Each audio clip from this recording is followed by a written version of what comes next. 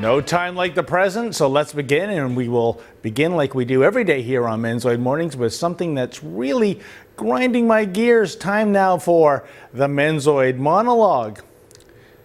By now you've probably heard about the plight of Jesse Sansone, the Kitchener, Ontario man who was handcuffed, strip searched, and told he was being charged with illegal possession of a firearm. This is because his 4-year-old daughter drew an illustration of him holding a firearm. Just one not so insignificant hitch: the firearm doesn't exist. Nevertheless, school officials assumed the very worst when they saw that crayon rendering of a handgun. They immediately called family and children's services and the police. So these so-called co-parents, they also waited for Sansone to pick up his daughter at the school, where he was promptly ambushed by the cops. Police searched the Sansone residence, but the closest thing they found to a firearm was a toy gun. No charges were laid. The linchpin for this Orwellian firestorm was that despicable toy gun and an illustration of a faux firearm. Yet the question arises, ladies and gentlemen, what's wrong with guns, be they toys or bona fide firearms? I think back to my childhood. Everyone played with toy guns in the backyard, in the schoolyard, be it cops and robbers, cowboys and Indians, you name it. It was fun.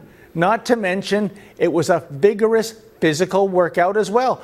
And I can't recall back then a single parent or teacher or child services worker back in the 60s and 70s having a problem with this particular pursuit of happiness.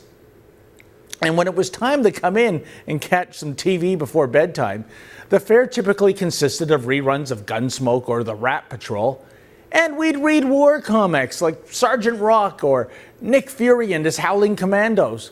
There were always gun-toting bad guys in these TV shows and comic books, and they were also dealt with by gun-toting good guys. Imagine that, the gun as an instrument of justice. The idea that there is such a thing as a just war, which requires force to be used when diplomacy and embargoes and all the rest fail. Hey, take it away, Jesse the Body Ventura. Payback time.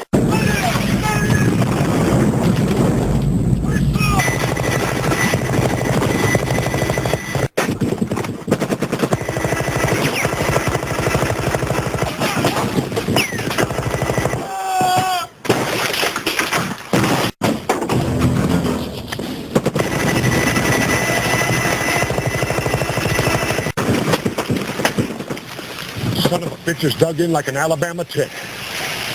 You're hit. You're bleeding, man. I ain't got time to bleed.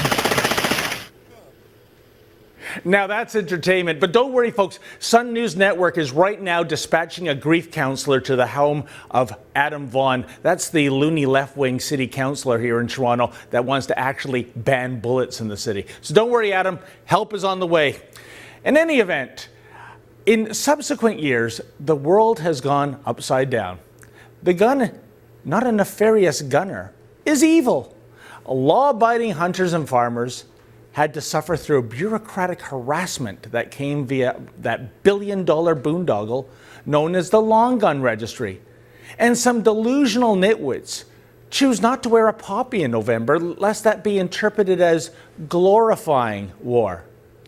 But the ultimate measure of anti-gun insanity was surely a program that used to be run every summer by the Toronto Police Service. It's not a force anymore, folks. That kind of word, force, too judgmental. A few years ago, the police would set up stations at police precincts and at shopping malls as part of their Gunplay No Way campaign. Just bring in your gun, no questions asked, folks, and you know what? The police will even give you a toy, a politically correct toy like a Nerf football or a little Hot Wheels car. Because, you know, we got to get those guns off the street, after all. Alas, the Menzoid forgot to mention a very pertinent point pertaining to Gunplay No Way.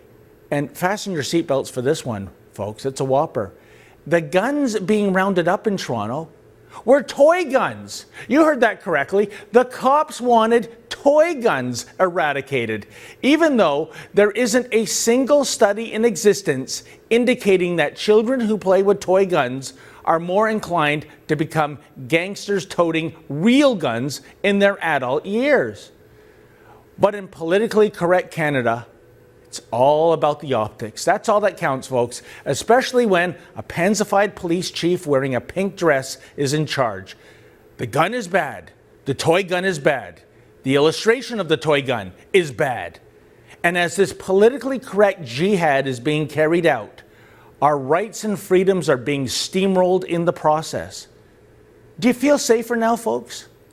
And that's the Menzoid monologue.